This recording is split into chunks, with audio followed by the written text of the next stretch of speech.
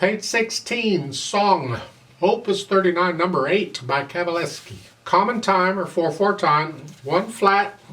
You think in F major? No, actually it's in D minor. Again, we're back to the major minor thingy. Eighth notes all over the place. Now, right hand first, eighth notes. 1 and 2 and 3 and 4 and reach up for the B flat. 1 and. We didn't really change hand position. Leave the thumb where it is. We're just changing the rest of the fingers went up. That's quite common. So in that second measure, you're up here.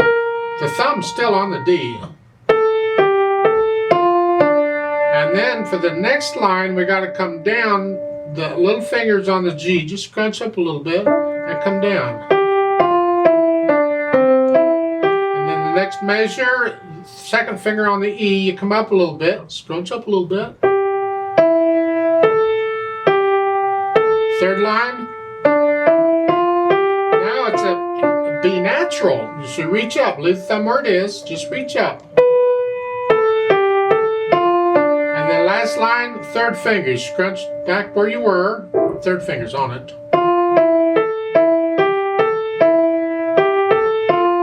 Last note is a D, an octave higher. You reach up and get the D.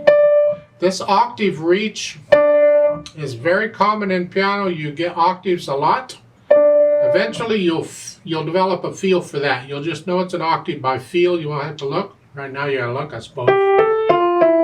Just reach up, and then after you play it, you can collapse your hand. Relax your hand, I should say. Left hand. Sort of the same notes, huh? Only down here. Reach up, thumb, then second finger, then thumb. So it's a little different than what the right hand was doing. We're not exactly doing this to this. We could, but that's very uncommon because it's a little awkward really when you have to put the thumb on a black key, because now you got to get up in here, and if you have large hands and fat fingers, that doesn't work.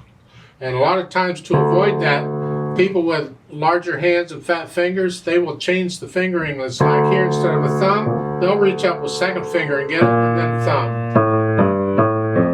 And that's a good fingering. It's just, let's try and use the fingering in the book if we can. I'm assuming your fingers are small enough. So you're here, then 2, 3, and then thumb. Come on down. This puts you back into position. And then for the second line, the thumb's on the G, so you got to come down a little bit, scrunch up a little bit in here. And then fourth finger on the E, so scrunch up a little bit.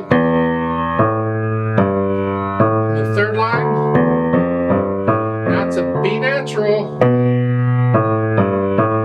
Thumb on the A.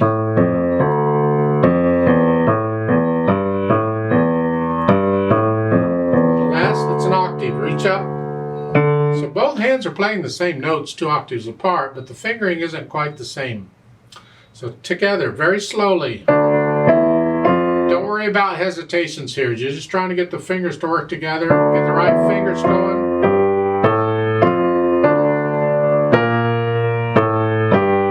Here, thumb there in the left hand.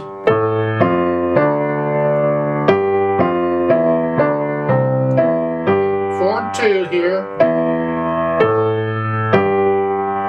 Then do it again. B natural. And the thumb in the left hand. Then third fingers.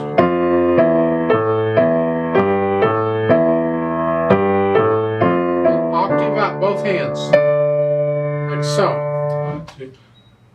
Work it out however fast. I may have gone a little fast there. And those spots where you're hesitating, go back and work on those spots and get rid of the hesitations, because you want the beat to continue to go on, no hesitations. Then when you can do that, then we'll go back and add the slurs. It's the same in both hands. You're going to lift up between each slur. Lift up. Lift up.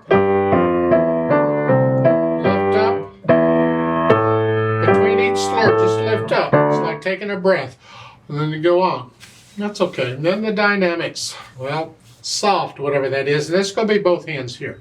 And you're going to get a little louder, and they're going to swell up and back down. It doesn't tell you how loud to get. I suggest you only go up to about a medium soft and back down. Don't get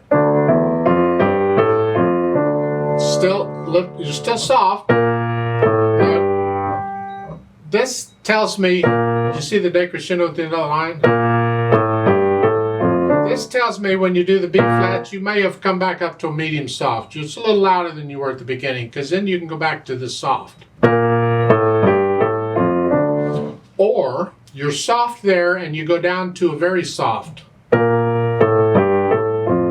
I don't really think that's what they wanted. I'm guessing in the second measure you can go back up to a medium soft, so you got room to get softer. So the first line you're starting soft, medium soft, soft, medium soft, down to soft, still soft.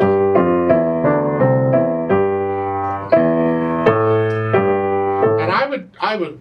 It's an interpretive thing, but in that second line, second measure, I would get a little louder there too. Every time I see that decrescendo coming up, I want to tend to get a little louder. It's hard to tell how it should be interpreted. You see, you have phrases here, these slurs, and typically when you do a slur, you'll start a little softer, you get a little louder, and then you get softer at the end of the slur. It doesn't always work that way, but a lot of times it does. And I'm tempted to believe these decrescendos, are they because of the slur? They just want you to die at the end of a slur. You don't need a decrescendo for that. You would just do that automatically. On a slur, you trail off. It's like trailing off at the end of a sentence. You tend to just die away a little bit. Well, when they put in the decrescendos in the music, that tells me it's a more deliberate effect, which means maybe we need to be a little louder so we got room to trail off. So on these second measures here, I mean, in the third line, they tell you moderately soft. And that's what I told you to do on the first line. But I think that's sort of what you need to do on the second line also. Just come up a little bit so you got more room to get softer. Then in the last line, you're starting as soft, get up to moderately soft and back down. And then the second measure, again, I'd start moderately soft so I got room to come back down. So that's you're soft. Then come back up. And then maybe that last note could be very soft, I don't know. But when I get these swells, these hairpins, these matching like you do in the first measure, you're going up and going back down. I always look in the middle to see what note or notes are there, and those are my target. That's where I'm headed. So I want to go up to there. That's my note. And then I come back off. And I do that in any music when I see that. I like to see where I'm headed. And that gives me something to shoot for. It's easy when the notes are going up and down. Now in the last line you got that, but the notes are not going up and down. So what are we shooting for? Well, we're sort of in the E. That's really what it is. Right there. So we're kind of after that E. And then come down. And there's a retardando. You slow down. I haven't talked speed. Well, it's andante. To me, it's kind of a nice leisurely strolling speed. About how fast we've been going.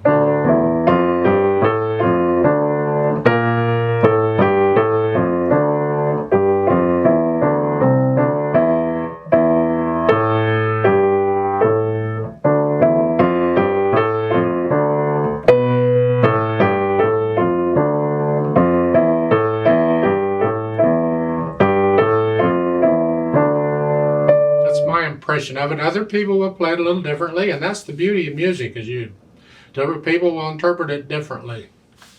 I like to play this with you very slowly to double check the notes and the rhythms. It shouldn't be a problem, but I still want to do it. I'm not going to do the dynamics, but I will do the slurs and all that. So I'll give us 4 counts, and let's try it together. 1, 2, ready, and go, and 1.